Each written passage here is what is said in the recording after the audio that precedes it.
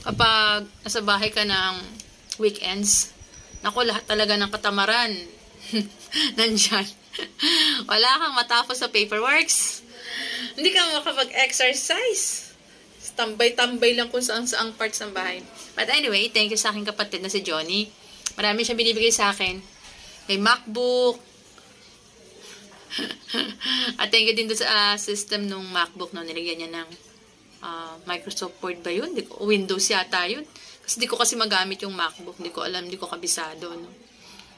So, nilagyan niya ng Windows. But anyway, this is my first time to have this BYS face primer. Hindi ako bumibili nito, expensive to eh. I think it's 1,200. Pero kapag may mga kapatid kang dalaga, nako, ang daming libre. Wala sa makeup mo, which is, natutuwa naman ako kasi binigyan nila ako. Clinique, ang tatak nun ha. Hindi ako bibili nun kasi mahal yun. Ang lipstick ng Clinique, 1,800. 1,200. No? Pero dahil mga dalaga ang aking mga kapatid, marami silang mga ka-ekan. And then, they're giving me things for free. That's the perks of being ate. Diba? Ito ay primer para kumapit daw yung makeup. So, first time ko mag-primer. Kasi usually, yung ginagamit ko, sunscreen lang. Sunscreen. Hindi ako nag-primer.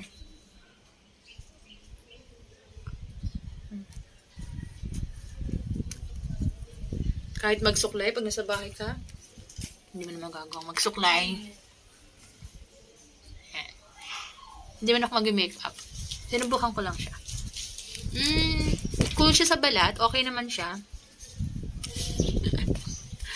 So far, okay naman siya. Malamig sa balat. Yung buhok ko, sarap ng gupitin. Pag di sinuklay, sabog-sabog eh.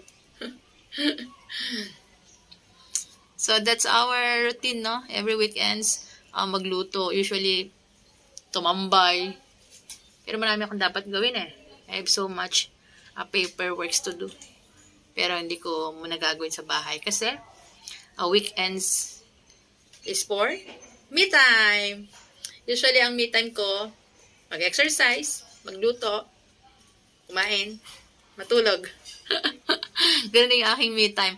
Unlike before, nung hindi pa ako nagkakasakit, pag weekends, kaharap ko laptop. And I am typing. I think, kung may 24 hours a day, I am typing more than 12 hours a day. I am dealing with my clients every weekends. Kasi noong time na yun, mukha akong pera.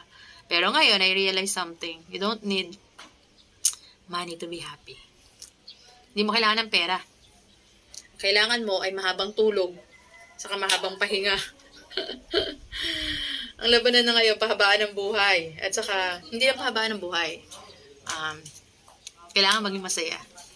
And the question is, how to be happy? And I would say, magiging masaya ka kapag you can do things with peace of mind. Diba? Peace of mind.